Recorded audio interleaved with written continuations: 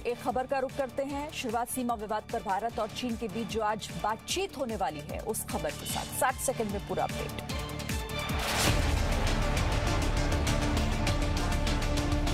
भारत और चीन के बीच चुशूल में आज 7वीं कोर कमांडर स्तर की बातचीत होगी। इस दौरान पूर्वी लद्दाख में वास्तविक नियंत्रण रेखा पर तनाव कम करने के मुद्दे पर चर्चा होगी। इससे पहले शुक्रवार को भारत ने पूर्वी लद्दाख हालात की समीक्षा की। इस महत्वपूर्ण बैठक में इस बात पर विचार किया गया कि चीन के साथ वार्ता के दौरान क्या रणनीति होगी। इस बैठक में सेना प्रमुख MM नरवणे समेत कई बड़े अफसर शामिल हुए। हाल ही में विदेश मंत्रालय ने बयान दिया कि चीन और भारत ने सकारात्मक रूप से छठे दौर की सैन्य बातचीत के नतीजों की समीक्षा की गई। साथ ही दोनों पक्षों ने अंतिम दौर की सैन्य बातचीत के दौरान जारी प्रेस रिलीज में कहा कि जिन चरणों की बात कही गई है उन्हें लागू करने पर जोर दिया जाएगा। इस वर्ष जून में गलवान घाटी की हिंसक झड़प के बाद दोनों ही देशों के बीच तनाव बढ़ गया है। दोनों देशों ने LAC पर सेना की तैनाती पर लगातार इजाफा किया है। आने वाले दिनों में तापमान में होने वाली गिरावट से दोनों देशों की सेना के लिए चुनौती और बढ़ने वाली है। सीमा पर भारत की शक्ति दिनों दिन बढ़ती जा रही है। आज रक्षा मंत्री राजनाथ सिंह क्या करने जा रहे हैं, 1 मिनट में ये भी समझिए।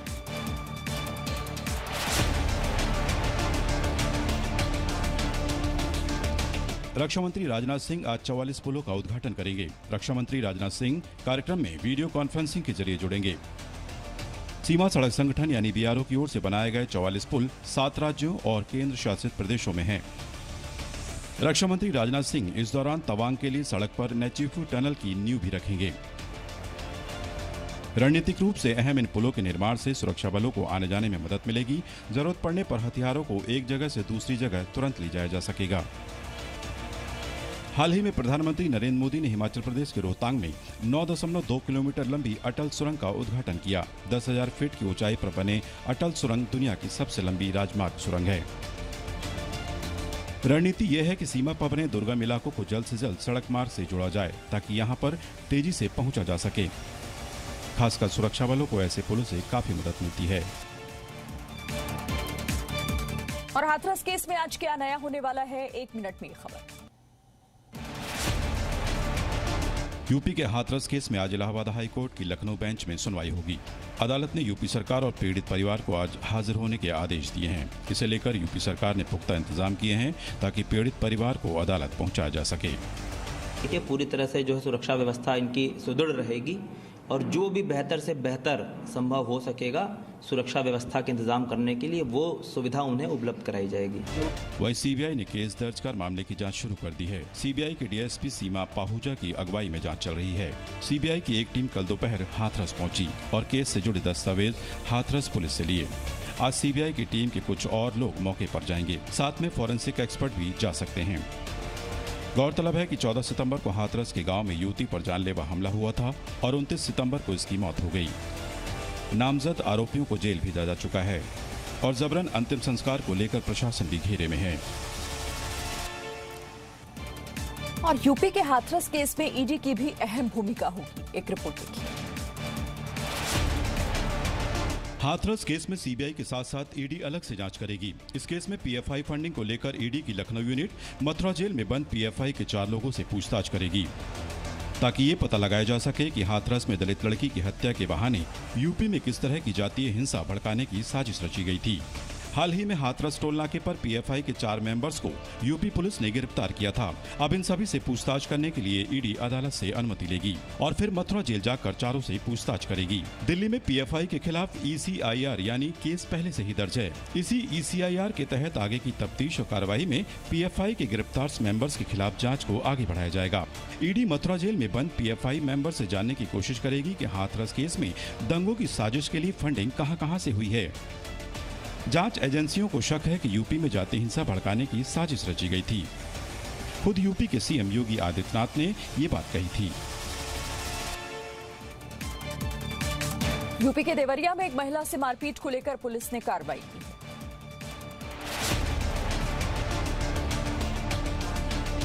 उत्तर प्रदेश के देवरिया में कांग्रेस की महिला कार्यकर्ता तारा यादव के साथ मारपीट मामले में केस दर्ज कर लिया गया है। कांग्रेस ने अनुशासनहीनता के आरोप में अपने 2 कार्यकर्ताओं को पार्टी से निष्कासित कर दिया है। साथ ही मामले की जांच के लिए एक 3 सदस्यीय समिति भी बनाई है। ये समिति 3 दिन में अपनी रिपोर्ट पेश करेगी। पार्टी के राष्ट्रीय सचिव सचिन नायक की बैठक में तारा यादव ने उम्मीदवार के चरित्र पर सवाल उठाकर उनका टिकट रद्द करने की मांग की थी। इसी दौरान उनके साथ मारपीट हुई। मैं ये नहीं चाहूंगी कि किसी रेपिस्ट को टिकट दिया जाए, क्योंकि हम हाथरस में इसीलिए प्रियंका गांधी जी लड़ रही हैं, राहुल जी लड़ रहे हैं। मामले पर बीजेपी ने राहुल गांधी और प्रियंका पर सवाल उठाए हैं और महिला के साथ हुई मारपीट को कांग्रेस का चरित्र उजागर करने वाला बताया। जिस तरह से मारपीट की गई, उसके साथ जिस तरह का बर्बरता का प्रदर्शन किया गया, यह कांग्रेस के चाल, चरित्र और चेहरे को बेनकाब करने वाला है। और अब बात राजस्थान के करौली में पुजारी की हत्या मामले। राजस्थान के करौली में पुजारी की हत्या मामले में पुलिस ने एक और आरोपी को गिरफ्तार कर लिया है। सूत्रों के अनुसार गिरफ्तार आरोपी पहले से ही पुलिस हिरासत में था। मामले में मुख्य आरोपी कैलाश मीणा पहले ही गिरफ्तार किया जा चुका है, जबकि दूसरा आरोपी टिल्लू मीणा है। पुलिस की टीम अन्य आरोपियों की भी गिरफ्तारी का प्रयास कर रही है। वहीं बीजेपी नेता कपिल मिश्रा ने कल पीड़ित परिवार से मुलाकात की। करौली के पीड़ित परिवार का साथ देने के लिए कपिल मिश्रा ने सोशल मीडिया के माध्यम से एक आर्थिक अभियान चलाया। कपिल मिश्रा ने कहा कि पुजारी की हत्या पर राहुल और प्रियंका गांधी क्यों नहीं बोल रहे हैं। कुर्ते के ऊपर जनेऊ धारण करने वाले और उनकी बहन आखिर इस पुजारी जी के बारे में दो शब्द नहीं बोल पा रहे हैं, एक सांत्वना का संदेश नहीं भेज पा रहे हैं, अपनी सरकार को निर्देश नहीं दे पा रहे हैं कि न्याय तो सुनिश्चित करो। और वो गाड़ी जो हाथरस के टोल टैक्स पे भिड़ जाती है और वो महान लोग जो बिना धक्का दिए गिर जाते हैं, उनकी गाड़ी करौली की तरफ क्यों नहीं मुड़ पा रही है। और दिल्ली के राहुल राजपूत केस में चौंकाने वाला खुलासा हुआ है। 1 मिनट में जानिए पूरा अपडेट। दिल्ली के छात्र राहुल राजपूत की दोस्त ने दिल्ली पुलिस पर मोबाइल सिम तोड़ने का आरोप लगाया है। राहुल की दोस्त का कहना है कि जी न्यूज से बातचीत करने की वजह से पुलिस वालों ने उसके फोन के सिम कार्ड को तोड़ दिया। ये लोग मुझे नहीं बताते सिम का है, फिर मैं पिन लेके अपने फोन से सिम देखती हूँ, सिम टूटी हुई होती है। ये सिम दूसरी है, पता नहीं किसकी है, और ये कह रहे हमने नहीं करा, हमने नहीं करा। ऐसा 7 अक्टूबर को दिल्ली के आदर्श नगर इलाके में राहुल राजपूत की बुरी तरह से पिटाई की गई। अस्पताल में इस युवा ने दम तोड़ दिया। इसके बाद से ही इस लड़की ने राहुल को न्याय दिलाने की आवाज उठाई। इससे पहले राहुल की इसी दोस्त ने कहा था कि दिल्ली पुलिस अगर चाहती तो राहुल की जान बच सकती थी। पुलिस से मदद की गुहार के बावजूद कोई नहीं आया। दिल्ली पुलिस ने इस मामले में केस दर्ज कर जांच शुरू कर दी है। आरोपियों को गिरफ्तार भी कर लिया है, लेकिन लड़की का कहना है कि मौके पर कुछ और लोग मौजूद थे। उन पर अभी तक कार्रवाई क्यों नहीं की गई। और अब कोरोना को लेकर सावधान कर देने वाली खबर। स्वास्थ्य मंत्रालय ने ये अहम बात क्या कही है, वो सुनिए। केंद्रीय स्वास्थ्य मंत्री डॉक्टर हर्षवर्धन ने कहा है कि त्योहारों के दौरान लापरवाही बरती गई तो कोरोना फिर से विकराल रूप ले सकता है। उन्होंने ठंड के मौसम में संक्रमण के बढ़ने की आशंका जताई है। सामान्य रूप से वायरस ठंड और शुष्क जलवायु में लंबे समय तक जीवित रहते हैं। इस बीच देश में कोरोना संक्रमितों की संख्या 70 लाख के पार पहुंच गई है और पूरी दुनिया में कोरोना से ठीक होने वाले मरीजों की संख्या में भारत सबसे आगे है।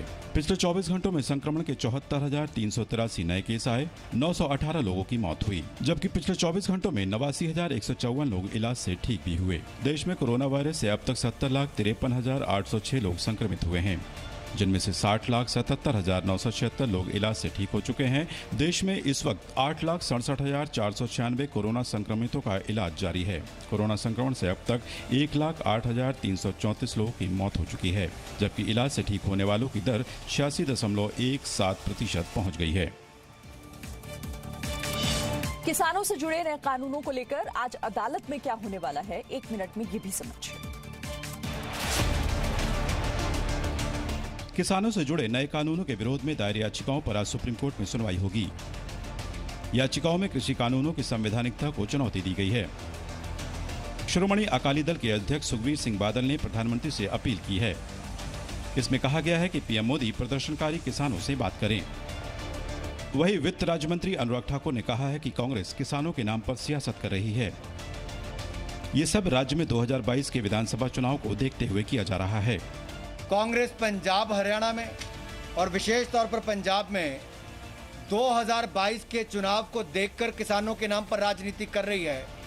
हम 2022 तक किसानों की आय को दुगना करने का काम मोदी सरकार करने का प्रयास कर रही है। विपक्ष का कहना है कि नए कानून देश के गरीब किसानों के लिए शोषण का कारण बनेंगे और कानून की कुछ धाराएं संविधान के मूल ढांचे और किसानों के मौलिक अधिकारों के खिलाफ है।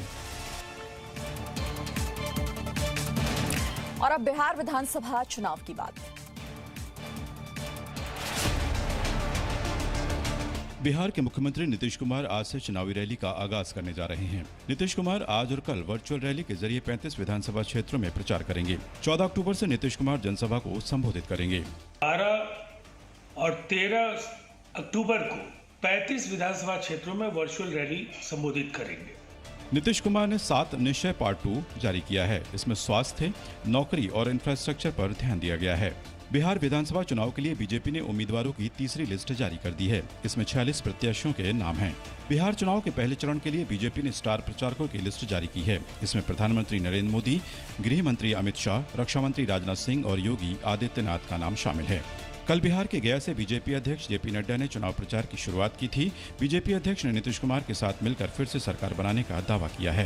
बिहार का नेतृत्व नीतीश कुमार के हाथ में सुरक्षित हो और हम विकास में आगे बढ़े, इसकी हमको चिंता करनी पड़ेगी।